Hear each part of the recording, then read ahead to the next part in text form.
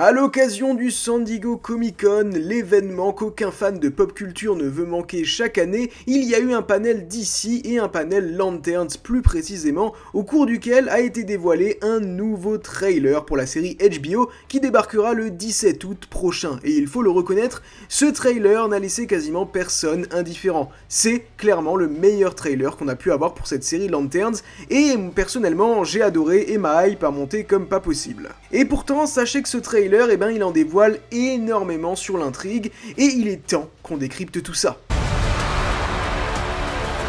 Salut les Dicivores, j'espère que vous allez tous très bien. Bienvenue dans ce décryptage du trailer de Lanterns, probablement le dernier trailer, sachant que la série sort maintenant dans moins d'un mois. Je suis très excité à l'idée de découvrir cette série qui me semble être très qualitative. On sent la qualité HBO, mais alors que révèle ce trailer? Vous allez voir, il y a pas mal de choses. Hal Jordan continue d'entraîner Jon Stewart. Il semblerait que cela prenne bien et bien place dans la timeline de 2016. Il lui demande d'utiliser l'anneau afin de voler. Cependant, Jon matérialise un petit oiseau au lieu de tout simplement s'envoler. Cela symbolise évidemment le fait que Jon est le Green Lantern qui est capable de faire les constructions les plus ambitieuses.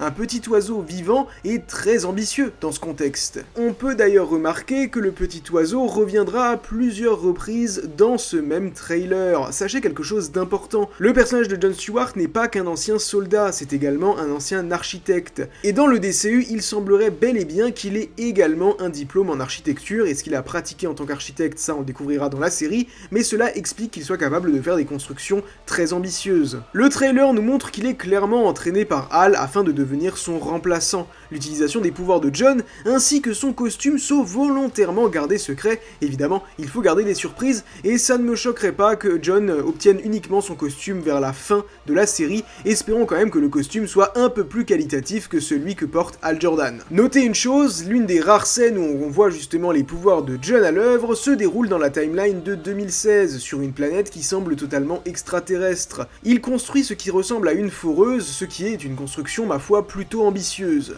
Le mystère autour de cette série commence à se révéler. Il y a visiblement eu une fusillade en ville impliquant probablement les employés du ranch de William Macon, incarné par Garrett Dillahunt, ainsi que de multiples homicides sur le terrain de football de ce qui est probablement la Rushville High School. En effet, lors du Comic-Con de San Diego, il y a eu une occasion, une genre d'attraction que les personnes présentes sur place pouvaient faire et qui reprenait des décors présents dans la série, et il y avait notamment du coup un décor lié à la Rushville High School, Rushville qui est évidemment la ville dans laquelle prendra place les événements, en tout cas une partie des événements de Lanterns, une petite ville du Nebraska, apparemment sans histoire et qui pourtant cache des mystères plutôt sombres.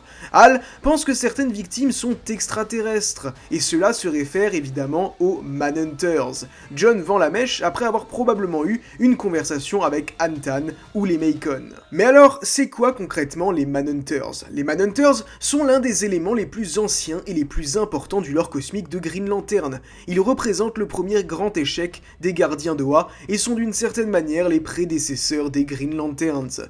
En effet, il y a des milliards d'années, les gardiens de l'univers, les êtres bleus qui gouvernent depuis la planète Oa, cherchaient à instaurer la paix dans l'univers. Leur première idée fut de créer une armée de policiers totalement objectifs, incapables de ressentir des émotions.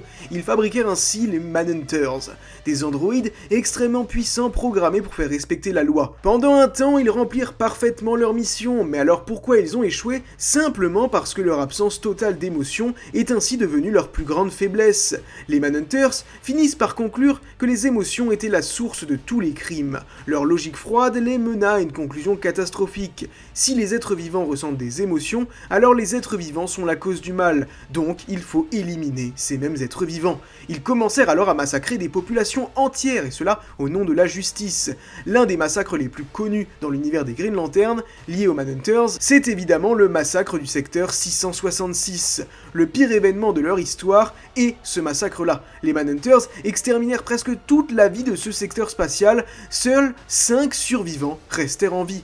L'un d'entre eux est un personnage absolument culte du lore des Green Lantern, le personnage de Atrocitus, qui voit ainsi une haine éternelle aux gardiens. Cette tragédie est directement à l'origine de la création des Red Lanterns, alimentée par la rage, et également à la naissance de Hal Jordan en tant que Green Lantern, puisque Atrocitus était l'un des personnages qui était justement transporté par Abin Sur avant qu'il ne s'écrase sur Terre, et que son anneau ne soit justement donné à Hal Jordan. Et c'est comme ça qu'est né le corps des Green Lantern, puisque horrifiés par leurs erreurs, les gardiens détruisirent et désactivèrent la majorité des Manhunters. Ils comprirent qu'une police galactique ne pouvait pas être uniquement guidée par une logique froide. Ils créèrent ainsi le corps des Green Lantern, composé cette fois d'êtres vivants capables de faire preuve de volonté, de jugement, de compassion, mais surtout de libre arbitre. Chaque Green Lantern reçoit un anneau de pouvoir alimenté par la volonté, et non par une programmation rigide. Mais il y a quand même quelques Manhunters qui ne furent pas détruits et qui survivent. Beaucoup se cachèrent notamment sur la planète Biot, où ils reconstruisirent lentement une immense armée. Ils développèrent également un culte des Manhunters, infiltrant des civilisations et manipulant des êtres organiques afin de préparer leur revanche contre les gardiens et le corps des Green Lantern. Ils ont différentes capacités, notamment une force et une résistance surhumaine. Ils sont capables de voler, ils possèdent des armes énergétiques très puissantes, une intelligence artificielle collective et surtout une discipline parfaite puisqu'ils n'éprouvent ni peur ni aucune fatigue. Il reste toutefois moins polyvalent qu'un Green Lantern, dont l'anneau peut créer pratiquement n'importe quelle construction énergétique selon la seule force de sa volonté. Ici, le trailer nous apprend que ces mêmes Manhunters possèdent la capacité de se métamorphoser en n'importe quel être vivant. Reste à savoir si c'est les victimes retrouvées au stade qui étaient également des Manhunters changés en humains. Antan, le personnage incarné par Paul Ben Victor, décrit les Manhunters comme les êtres les plus dangereux ayant existé. Il est fortement possible que Antan soit en réalité Atrocitus, et que la planète sur laquelle Hal et John se rendent à un moment donné et retrouvent des ossements fasse partie du secteur 666. Cela pourrait également être du coup une porte d'entrée, une introduction au personnage des Red Lanterns. Il est temps qu'on parle plus précisément du personnage de John Stewart, mais avant je t'invite à t'abonner à cette chaîne si tu ne veux rien manquer de l'actualité ou du lore d'ici, que ce soit le DCU, les comics, ou bien l'Epic Crime Saga de Matt Reeves et même les jeux vidéo ou l'animation, tu es au bon endroit. N'hésite pas donc à t'abonner, laisser un pouce et activer la cloche. John a vraisemblablement toujours été pensé comme devenant un Green Lantern. Déjà, il n'a pas été choisi par l'anneau, mais Hal a été missionné par les gardiens eux-mêmes pour former John. On peut voir un personnage se métamorphoser devant l'actrice qui incarne la version jeune de la mère de John, et tenant probablement John bébé dans ses bras. À première vue, on pourrait se dire qu'il s'agit d'un Manhunter, mais je pense plutôt qu'il s'agit en réalité d'un gardien d'Oa, et plus précisément du personnage de Laura Linney, qui a été confirmé comme étant justement un gardien. John a conscience que l'anneau lui a toujours été destiné, et on sent une grosse tension entre lui et Hal Jordan. On peut voir John avoir une probable interaction avec Guy Gardner dans la timeline de 2026, puisqu'en 2016, Hal nous informait dans un précédent trailer qu'il était le seul Green Lantern humain. Guy Gardner l'informe que quelqu'un va envoyer une armée pour se débarrasser de lui. Je parle bien évidemment de John Stewart. On peut donc penser à plusieurs personnes. Il pourrait s'agir de Antan, qui s'est révélé en tant qu'Atrocitus, Hal Jordan, qui aurait pu justement devenir Parallax, on reviendra dessus juste après, Sinestro, ou bien la famille Macon, disposant visiblement, au vu de ces différents trailers, de nombreux soldats à leurs bottes. Peut-être que tout cela sera en représailles de la liaison que John va avoir avec Zoé, le personnage incarné par Poorna Jagannathan, qui est la femme de William Macon. Le passé militaire de John sera fortement exploré dans cette série, puisque un flashback a été présenté lors du San Diego Comic-Con où John reçoit des instructions pour une mission dans un Outback Steakhouse. La cible est Grey Wolf. Tout au long, il insiste sur le fait qu'il n'aura pas besoin d'extraction de la mission. Une mission qui semble donc assez mystérieuse, et qu'on a déjà probablement pu voir à travers certains différents trailers. Dans une autre scène dévoilée au San Diego Comic-Con, nous avons des informations sur la timeline de 2026, puisque Guy Gardner vole jusqu'à la prison et rend visite à John Stewart, qui porte un cabanac, c'est une forme de barbe, le même style qu'il aura dans Man of Tomorrow, et cela nous permet justement de distinguer la timeline de 2016 de celle de 2026. Une question qui se pose, c'est si John a été un Green Lantern pendant ces 10 années séparant 2016 et 2026. Probablement, sachant qu'on le sait, il a une relation privilégiée avec Guy Gardner. Cela ne peut que être expliqué s'il a bel et bien été un Green Lantern. Mais alors pourquoi est-il en prison? Est-ce qu'il a continué à mener l'enquête et il s'est fait arrêter par les autorités locales? Bon, si c'est un Green Lantern depuis 10 ans, ça paraît surprenant, mais qui sait, tout est possible. Concentrons-nous maintenant sur le personnage de Hal Jordan, qui est clairement davantage en vedette dans ce trailer. Hal Jordan rend visite à Sinestro sur une planète abritant une prison. À moins que ce soit la planète Oa, mais il y a peu de vert et il y a surtout beaucoup de neige. On peut voir que le costume a été modifié car il est désormais plus vert que dans les derniers trailers. En effet, c'était l'une des grosses critiques qu'on retrouvait justement en ligne suite aux derniers trailers et aux dernières images, c'était l'absence de vert, alors que c'était une série basée sur les Green Lantern. On découvre ainsi Sinestro, incarné par Ulrich Thompson. On sait que Sinestro a tenté un coup d'état et a été exclu du corps et emprisonné. Il est le mentor de Hal Jordan, et les gardiens de l'univers s'inquiètent de ce que Hal Jordan a peut-être ou non hérité de Sinestro. Dans le trailer, Hal semble bouleversé à l'idée d'être remplacé par John, et Sinestro pourrait clairement lui retourner la tête pour apporter de la peur chez lui. Cela pourrait lancer une infection par Parallax et le lancement de Sinestro en tant que Yellow Lantern. Damon Lindelof, le showrunner de la série, a d'ailleurs laissé sous-entendre l'implication de la couleur jaune et un lien avec Sinestro. Cela se confirme légèrement via une scène dévoilée au San Diego Comic-Con, où Hal en uniforme rend visite à Sinestro en prison pour obtenir des informations sur les Manhunters. Sinestro dit que si les Manhunters existaient encore, ils seraient la deuxième plus grande menace que Hal affronterait, la première étant John Stewart.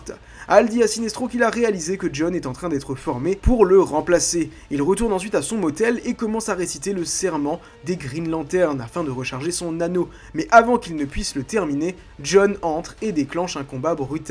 La scène se termine avec John étranglant Hal tandis qu'une lumière rouge commence à briller de l'extérieur. Cette lumière rouge, eh bien on peut penser à un pouvoir des Manhunters, ou bien à une technologie alien des Macon qui visiblement possède un arsenal bien rempli, ou encore possiblement à Antan qui se serait dévoilé en tant qu'Atrocitus, en tant que Red Lantern. Attention, là je risque un peu de spoiler, la vidéo est bientôt terminée. Si vous ne voulez rien savoir, aucun spoil sur les premiers épisodes de Lanterns, je vous recommande de vous arrêter là, parce que là on rentre dans une partie un peu plus spoiler. 1, 2, 3, 4 et 5.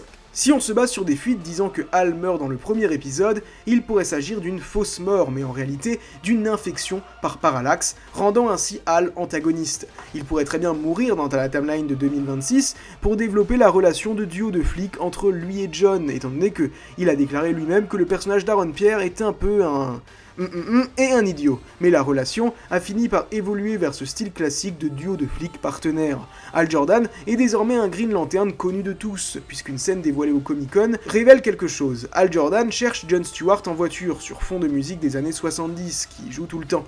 Ils discutent parce que John l'appelle monsieur, et parce qu'il ne peut toujours pas utiliser la bague. Hal taquine son voisin, se baisse et sort de la voiture en mouvement. Hal rencontre ainsi un groupe de fans, une fille dit que ça manque à sa mère de voir Hal en uniforme. Il répond alors qu'il le porte encore pour des occasions spéciales. John s'approche du stand de tacos et dit qu'il a créé une construction en plastique bulle pour se protéger de l'accident de voiture. Malgré cela, on sait que Hal Jordan porte un masque avec son costume, notamment grâce au reveal de la Funko Pop. Cela pourrait faire référence à des scènes flashback où le costume était plus vert, il a pu être usé avec le temps. Et là on en arrive à quelque chose d'important, beaucoup de gens pensent encore que l'arc Rebirth de Hal Jordan va être adapté, c'est-à-dire que Hal Jordan est possédé par Parallax et également par le Spectre, et qu'il finit par revenir bien plus jeune, et c'est la période Hal Jordan Prime, du run de Geoff Jones. Néanmoins, il y a quelque chose qui ne collerait pas avec cette théorie. C'est possible que ça arrive, mais je n'y crois pas pour une simple et bonne raison, c'est qu'on voit très bien dans ce trailer et dans des précédents qu'il y a des scènes flashback de Hal Jordan, et l'acteur qui incarne Hal Jordan jeune, eh bien c'est Kyle Chandler qui a simplement été rajeuni. Je pense que s'ils avaient réellement l'intention d'adapter le Rebirth, c'est-à-dire de ramener plus tard un Hal Jordan plus jeune, un Hal Jordan qui serait rajeuni, eh bien ils auraient directement casté un acteur pour des scènes flashback, un acteur plus jeune. Ils ne se sont pas privés de le faire pour justement par exemple les parents de John Stewart. Donc à mon avis, je doute que justement il y ait un Hal Jordan plus jeune, je ne pense pas que ce sera le cas. Mais qui sait, peut-être qu'on aura Kyle Chandler sur plusieurs saisons, il faut croiser les doigts. Même si comme dit, pour l'instant les rumeurs vont plus dans le sens que Hal Jordan nous quittera rapidement dans cette série Lanterns.